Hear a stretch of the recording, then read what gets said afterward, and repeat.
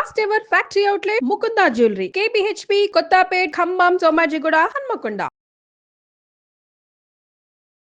జై శ్రీకృష్ణ. ధనుర్మాస వ్రతంలో 19వ రోజుకి చేరుకున్నాం. ఈరోజు పాశ్రంలో స్వామి అమ్మ పరుండి ఉన్నటువంటి ఆ మంచాన్ని, అక్కడ ఉండేటటువంటి వైభవాన్ని మిథునము అంటారు. అంటే ఎప్పుడు కూడా ఒక్క అమ్మని, ఒక్క భర్త, ఒక్క నాన్నని సేవించకూడదు, ఇద్దరిని కలిపి సేవించాలి. దానికి ప్రతీకగా కనిపిస్తుంది ఇది. ఈ పాశ్రాన్ని సేవిద్దాం. కుత్తు విళక్కెరియా கோட்டுக்கால் கட்டின்மேல் மெத்தென்ற பஞ்சசயனத்தின் மேலேறி கொத்தலர் பூங்குழல் நப்பின்னை கொங்கை மேல் வைத்து கிடந்தா மலர் மார்பா வாய் திறவாய் மைத்தடங்கண்ணினாய் நீ உன் மணாளனை எத்தனை போதும் துயிலெழ ஒட்டாய்கான் எத்தனை ஏலும் பிரிவாத்த இல்லாயால் தத்துவமன்று தகவு ఏలోరెంబావాయ్.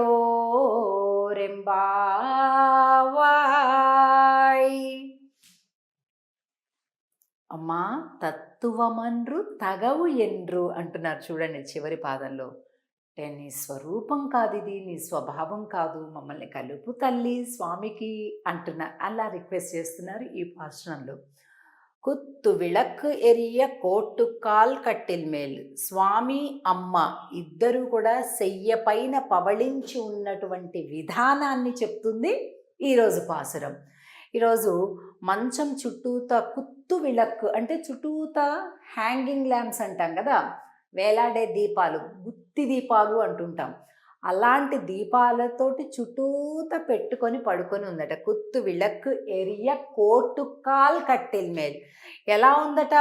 కట్టిల్ మెత్తెండ్ర పంచశయనత్తిన్ మేలి ఏరి, 5 లక్షణాలు కలిగి ఉన్నటువంటి ఆ మంచం పైకి అధిరోహించి ఉన్నటువంటి అమ్మ నాన్న, ఈ ఇరువురిని అని చెప్తున్నారనమాట. అంటే ఏంటి 5 లక్షణాలు? చలికాలంలో వెచ్చగా, వేసవి కాలంలో చల్లగా అలా ఉంటుందంట ఆ మంచం.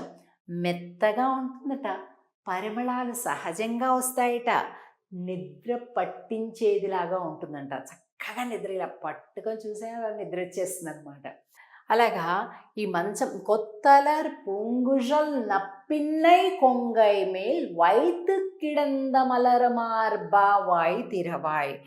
అండ్ అమ్మా, నీ ప్రియుని ఒక్క క్షణం కూడా వదిలిపెట్టి ఉండలేవా?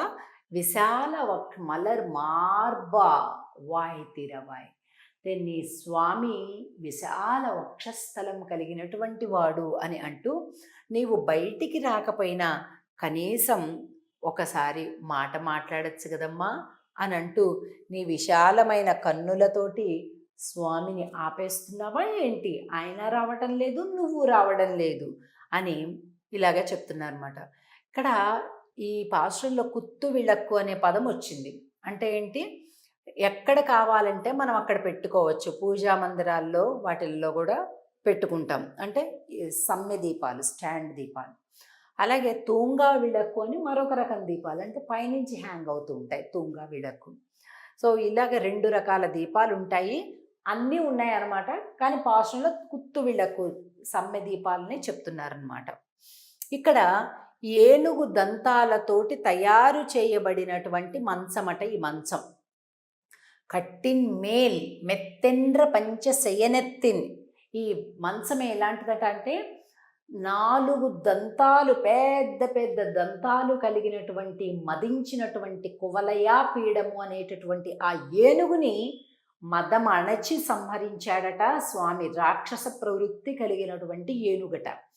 ఆ దంతాలు ఉన్నాయి కదా, ఆ దంతాలతోటి ఇగో అమ్మవారికి మంచి మంచం తయారు చేయించేశాడట స్వామి. ఇదిగోండి ఇక్కడ ఏనుగు బొమ్మ ఉంది కదా, అంటే దీనికి 4 దంతాలు ఉండేటటువంటి అడవి గజాలు ఉంటాయండి. వాటినన్నమాట. మరి ఇప్పుడు క్షత్రియుడు ఎప్పుడూ గూడా తన వీరోచితంగా చేసినటువంటి కృత్యం ఏదైతే ఉంటుందో, దాని యొక్క జ్ఞాపికను తన పట్టమహిషికి అంటే రాణి గారికి ఇస్తాడనమాట. అంటే అది పరాక్రమంతో సాధించిందనమాట. అలాగా చేస్తున్నాడనమాట. ఇలా 4 కోళ్ళు, ఈ ఏనుగు దంతం 4 కోళ్ళు ఏవైతే ఉన్నాయో ఇవి అనేకమైనటువంటి వాటిని ప్రతిబింబిస్తుంది. వేదాలు 4, దేహాలు 4, వర్ణములు బ్రాహ్మణ, క్షత్రియ, వైశ్య, శూద్ర 4, ఆశ్రమాలు 4, బ్రహ్మచర్య, గృహస్థ, వానప్రస్థ, సన్యాసం, పురుషార్థాలు 4, ధర్మ, అర్థ, కామ, మోక్షం. అంటే మనం ఇక్కడ ఎన్నైతే చెప్పుకుంటున్నామో మొత్తం 13 రకాలైనటువంటి సమన్వయాలు చెప్పుకుంటున్నాం 4 అనే అంకెకి. కాబట్టి అంటే ధర్మ, అర్థ, కామ, మోక్షం 4ంటికి ప్రతినిధులు అమ్మా స్వామి. వేదములు ఋక్, యజు, సామ, అథర్వణ వేదాలు 4, దానికి అధిష్టానం ఉన్న స్వామి అమ్మ. ఇలాగా ప్రతి ఒక్కటి కూడా 4 తోటి మనం సమన్వయం చేసుకుంటున్నాం. చివరికి ఈమెను నీలాదేవిని ఇంకా ఏమని ప్రార్థిస్తున్నారు? ఈ అమ్మనే నీలాదేవి. ఏమని ప్రార్థిస్తున్నారు? అసలు ఈవిడ ఎవరు అంటే యశోద యొక్క సోదరుడు, కుంభుడి యొక్క కూతురు అనమాట. అంటే స్వామికి మరదలవుతుందన్నమాట. చాలామంది చమత్కారంగా పెద్దలు చెప్తుంటారు, అసలు ఈ నీలాదేవి ఇక్కడ పుట్టేసరికి అబ్బో ఈమెను అసలు నేను ఎలా వదిలిపెట్టేస్తాను అని స్వామి నందవ్రజంలో పుట్టాడట. అంటే ఆయన కంటే ముందే ఈవిడ వచ్చేసింది అనమాట. ఆవిడ కోసం ఈయన దిగి వచ్చాడట. అంత గొప్పదాని అమ్మ నువ్వు, నీ కోసం స్వామి అలా వస్తుంటాడు అని చెప్తున్నారు. కాబట్టి ఆయన ఎడబాటుని ఎంత మాత్రమూ సహించలేవా, మాకు ఇవ్వవా స్వామిని అని అడుగుతున్నారు. ఇక్కడ చాలా అందమైనటువంటి చిత్రాన్ని మనం చూస్తున్నాం ఈవేళ. ఏంటంటే ఇక్కడ